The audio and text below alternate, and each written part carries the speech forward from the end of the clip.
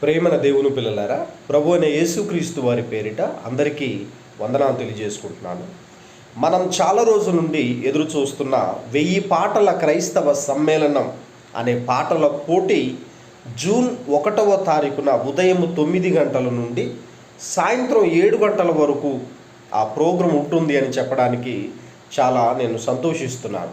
ఎందుకంటే నాకు తెలిసి సబ్జెక్టివ్ కరెక్షన్, మళ్ళీ చెప్తున్నా, సబ్జెక్టివ్ కరెక్షన్ ప్రపంచ చరిత్రలోనే, క్రైస్తవ ప్రపంచ చరిత్రలోనే పాటల పోటీలో గెలిచిన వారికి బహుమానంగా ఆల్బమ్స్ రిలీజ్ చేయటం, గెలిచిన వారికి బహుమానంగా పాటలు రికార్డింగ్ స్టూడియోలో పాటలు పాడించి ఆల్బమ్ చేసి అదే బహుమానంగా అందించటం అనేది ప్రపంచ చరిత్రలో ఇది మొదటిది అని నేను అనుకుంటున్నాను. ఐ థింక్ ఇలాంటి ఈ మహాకార్యానికి, ఇలాంటి ఒక గొప్ప విషయానికి మరి జూన్ 1వ తారీఖున నాంది పలకటం అనేది అది మొదటి సీజన్ కావటం, ఆ మొదటి సీజన్లో మీరందరూ కూడా ఉండటం అనేది, మనమంతా కలిసి చేయటం అనేది చాలా నేను ఆనందిస్తున్నాను. ఐఎమ్ వెరీ వెరీ హ్యాపీ అండి ఈ విషయంలో.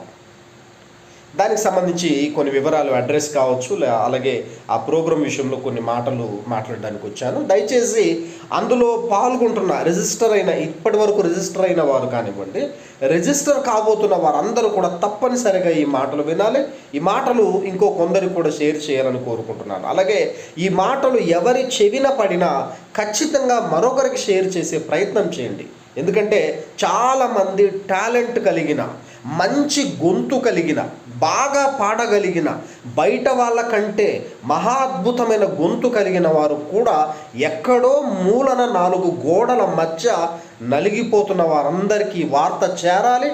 వారి గొంతు మరి ఆ యొక్క ప్రోగ్రాంలో కానివ్వండి, ఆ తదనంతరం జరిగే ఆల్ సీజన్స్లో వారందరూ వచ్చి పాల్గొని వారి గొంతు ప్రపంచానికి వినిపించి, ఇదిగో మా దగ్గర కూడా ఉంది. ఇక విచిత్రం ఏంటంటే నాకు అర్థం కాంది, ఎక్కడో గొంతు బాగుంది అని ఏ ఇండస్ట్రీకి వెళ్ళి ఫలానా గొంతు బాగుంది, ఫలానా గొంతు బాగుంది అంటే క్రైస్తవ్యంలో లేవా? క్రైస్తవుల్లో ఆ గొంతు దేవుడు ఇవ్వలేదా? అంటే క్రైస్తవులకు దేవుడు అది కొదవగా ఉంచాడా? కొంచెం సెన్స్తో ఆలోచించండి. క్రైస్తవ్యంలోనే ప్రపంచంలో ఎక్కడ లేని, ఎక్కడ దొరకని స్టోరేజ్, టాలెంట్, జ్ఞానం, ఎవ్రీథింగ్ ఉందండి.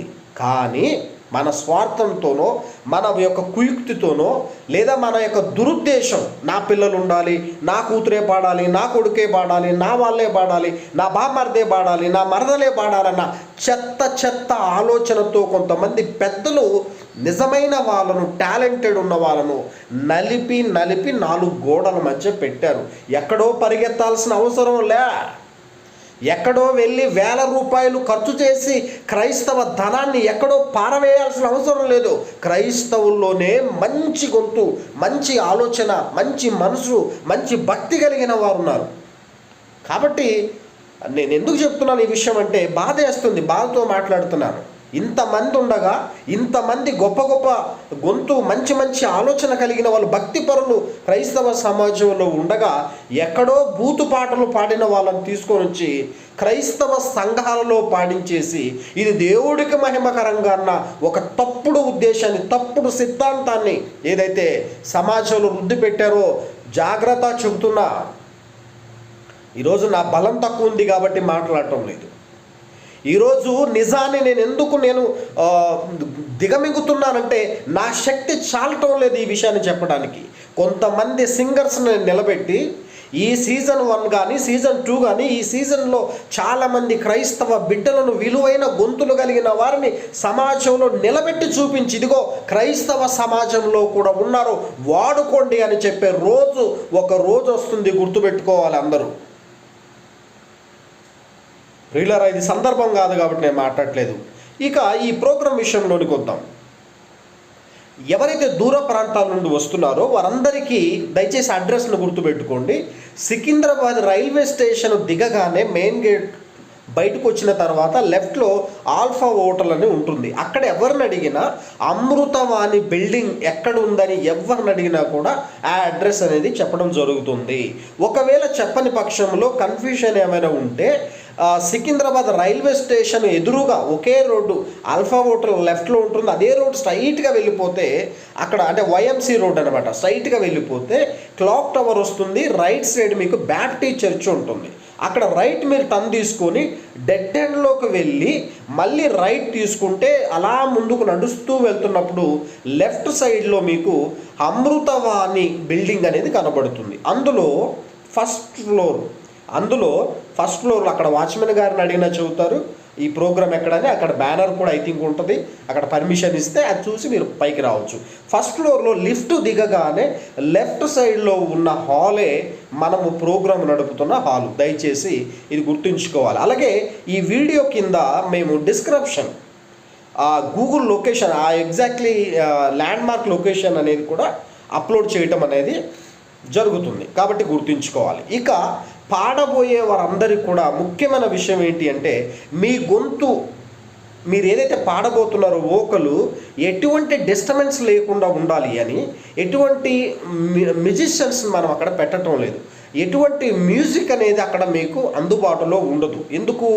ఒకవేళ మీ స్కేల్ని వాళ్ళు రీచ్ కాని పక్షంలో మీరు బాగా పాడగలిగినా మీ దగ్గర మంచి గొంతు ఉన్నప్పటికీ కూడా ఆ మ్యూజిక్ మిమ్మల్ని డిస్టర్బ్ చేయటం వల్ల మీరు బాగా పాడే అవకాశాన్ని కోల్పోతారు.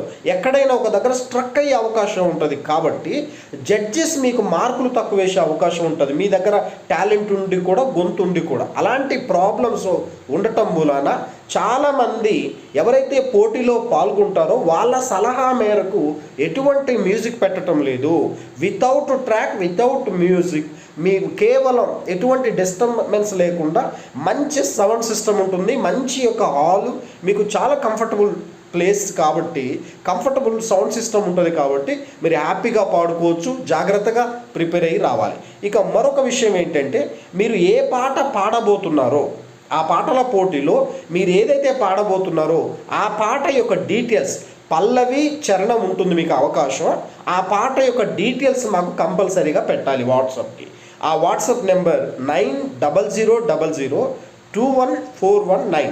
ఎందుకు అంటే మీరు పాడబోయే పాటే మరొకరు కూడా సెలెక్ట్ చేసుకున్నారనుకోండి అక్కడ క్రాష్ అయ్యే అవకాశం ఉంది. కాబట్టి ఒకరు పాడబోయే పాట మరొకరికి ఇవ్వకుండా ఉండాలి అంటే కంపల్సరీగా మీరు ఏదైతే సాంగ్ సెలెక్ట్ చేసుకున్నారో ఆ యొక్క సెలెక్ట్ చేసుకున్న సాంగ్ సార్ మేము ఇది పాడబోతున్నాము అని దాని డీటెయిల్స్ మాకు పెట్టండి. అది ఏదైతే మీరు పెడతారో అక్కడ అదే పాట పాడవలసి వస్తుంది. మరొక ముఖ్యమైన విషయం ఏంటంటే 25 వరకు ఈ మంత్ 25th వరకు మాత్రమే 500 ఎంట్రీ ఫీజు అనేది ఉంటుంది.